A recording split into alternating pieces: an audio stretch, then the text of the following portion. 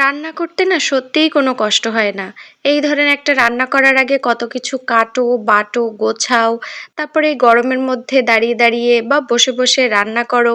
এটা কোনো কষ্টের মধ্যেই পড়ে না। কষ্টটা লাগে তখনই যখন কেউ এই রান্নাটা খেয়ে একটু প্রশংসাও করে না।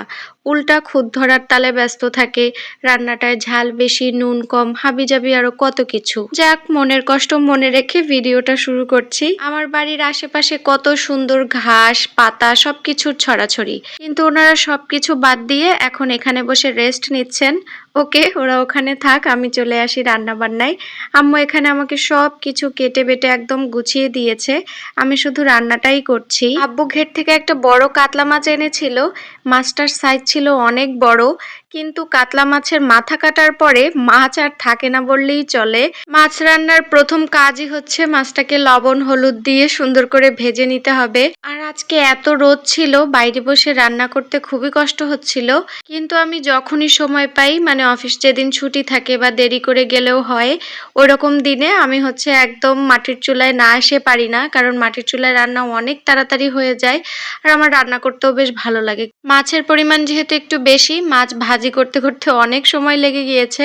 একদিকে মাছটা ভাজি করছি আর একদিকে তরকারির জন্য হচ্ছে মশলা কষিয়ে নিব, তরকারিটাও কষিয়ে নিব। আমাদের এই চুলোটা নতুন পাতা হয়েছে, এই জন্য এর ফিনিশিং এখনো হয়নি।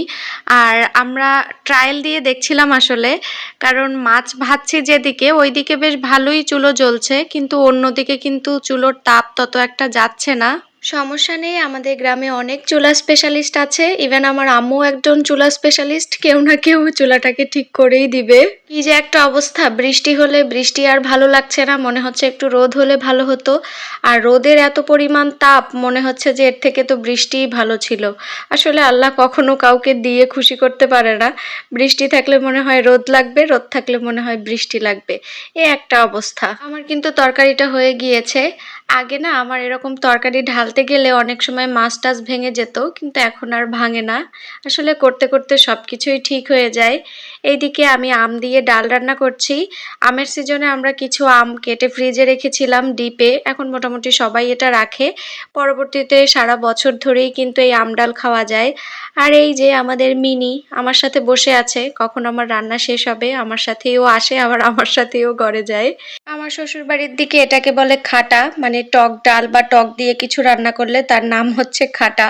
আমার রান্না বান্না শেষ। বিকেলবেলা খুব ইচ্ছা করছিল হাতে একটু মেহেদি পরি। আমি তো মেহেদি পড়তে পারি না, আমার এক ননদ খুব সুন্দর মেহেদি দিয়ে দিতে পারে, ওর কাছে চলে গিয়েছিলাম। আর এই যে হাত ভর্তি মেহেদিও পরে নিলাম। তো এই তো এখানেই বিদায় নিচ্ছি, ইনশাল্লাহ দেখা হয়ে যাবে নেক্সট ভিডিওতে। আল্লাহ হাফেজ।